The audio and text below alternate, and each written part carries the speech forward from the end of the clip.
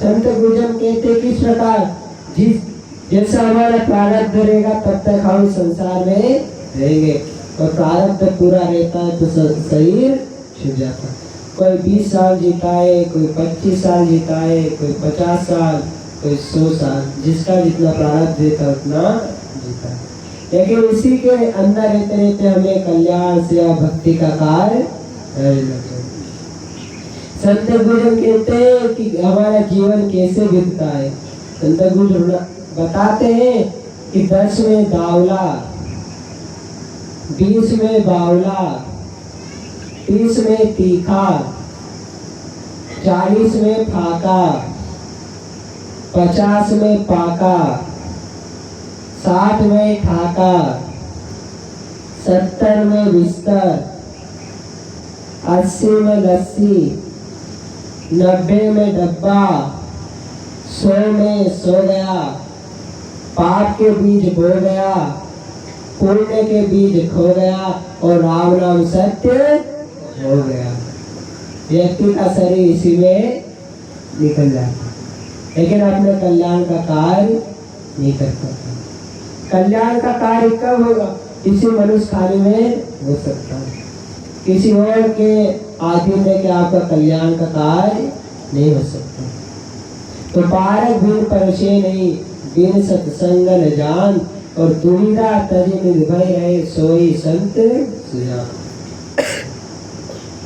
दुविधा तज निर्भय रहे, दुविधा को तज दो, इस जगत को बनाने वाला कोई करता है।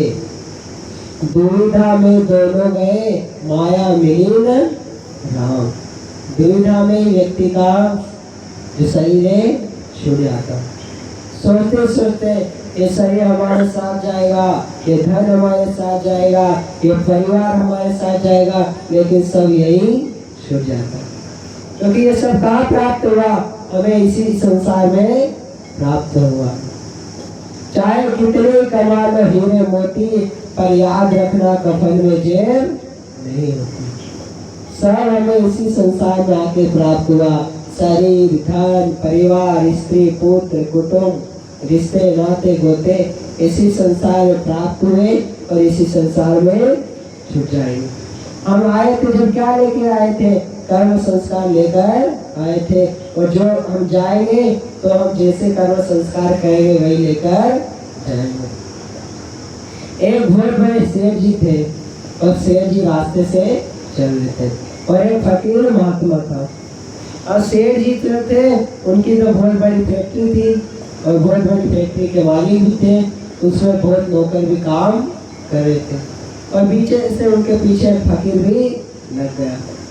और सेठ जी कहते हैं कि ये फैक्ट्री मेरी है, ये फैक्ट्री मेरी है, यहाँ मेरे 10-20 नौकर काम करते हैं, इस फैक्ट्री में 10-20 नौकर काम करते हैं। ऐसे बताते बताते सेठ जी जा रहे थे। पीछे से एक फकीर भी वो भी कह रहा कि ये भी फैक्ट्री मेरी है, ये भी फैक्ट्री मेरी है, इसमें भी 10-20 नौकर काम करते हैं, इसमें भी 10-20 नौकर काम करते हुए जितनी जगह दिख रही है सब मेरी है। सेठ जी आगे आगे सब कहते जा रहे, पीछे जो फकीर महात्मा है वो भी उनके पीछे ऐसा ही। और सेठ जी ने देखा कि मेरी तो फैक्ट्री है, मेरे तो यहाँ सब 20-25 नौकर काम भी करते हैं, सब फैक्ट्री में अलग अलग फैक्ट्री में अलग अलग नौकर काम करते हैं। तो ये फकीर महात्मा जो पीछे आ रहे हैं, इनकी कौन सी फैक्ट्री और कौन से नौकर काम कर रहे हैं, इसे पूछना चाहिए।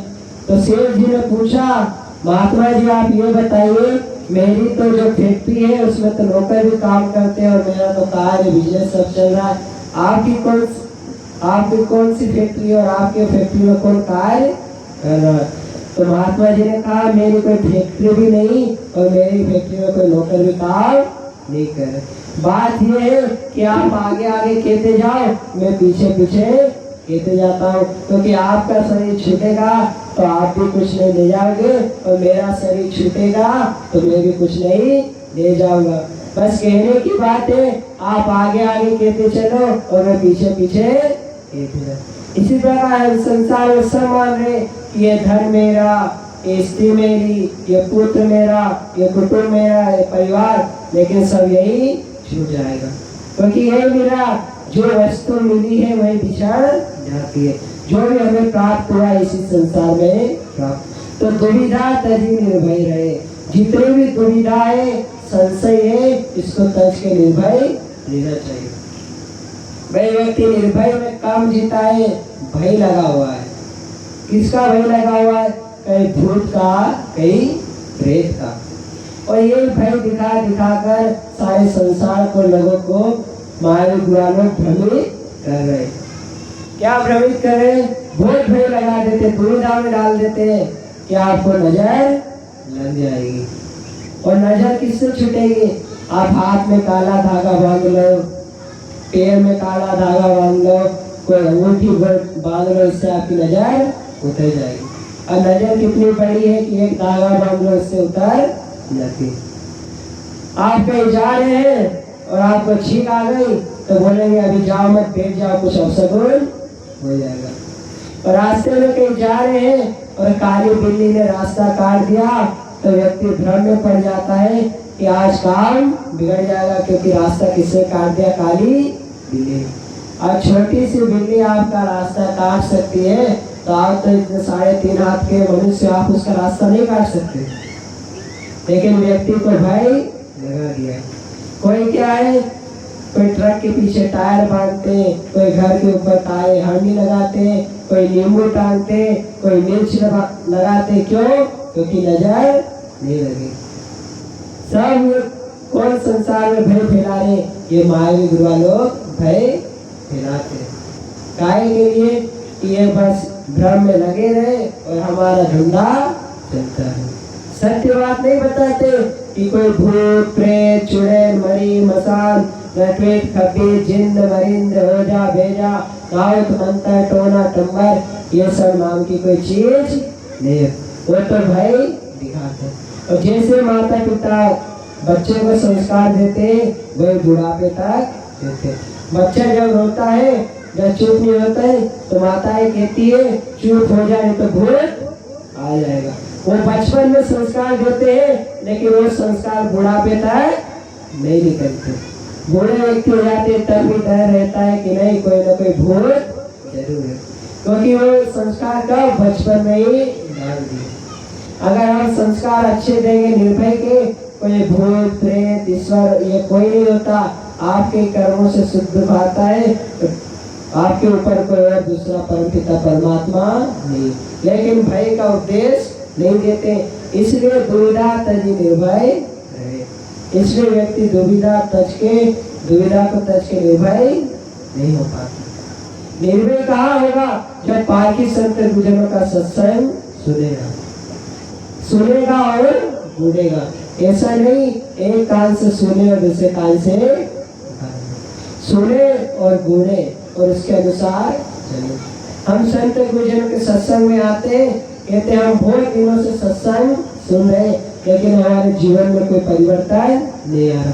संत गुजर कहते हैं कि जो संत गुजर है वो रास्ता बता सकते, आपको मार्ग बता सकते, पर चलना आपको स्वयं को है। आप अपने जीवन में बदलाव लाएंगे तभी आपके जीवन में बदलाव आ सकता है। आप अपने जीवन से बुरी आदतों को छोड़ेंगे, त्यागेंगे, जमी निकल सकता है। नहीं तो कोई भ्रम लगा देंगे कि आपको ग्रहण लगा हुआ है। कोई चंद्र ग्रहण बता देंगे, कोई सूर्य ग्रहण बताएंगे। तो उसके लिए क्या करवाना चाहिए? आपको हवन करवाना चाहिए, यज्ञ करवाना चाहिए, रामायण का पाठ करवाना चाहिए, जो आपका ग्रहण छूटेगा तभी आपका कोई कार्य बनेगा। आपके कोई कार्य में विघ्न आ रहा है तो नाना प्रकार की उपाधि आपको बताते और कह देते कि सत्यनारायण की कथा करा लो, तो 7 पीढ़ी आगे की और 7 पीढ़ी पीछे की तर जाएगी। ऐसी लोग भ्रम की बातें बता कर सारे संसार के लोग को क्या बना रहे? भोंदू। खुद भी भोंदू बने हुए हैं और दूसरे को भी भोंदू बना रहे। और खुद ज्ञानी हो तो दूसरे को ज्ञान का उपदेश देना चाहिए।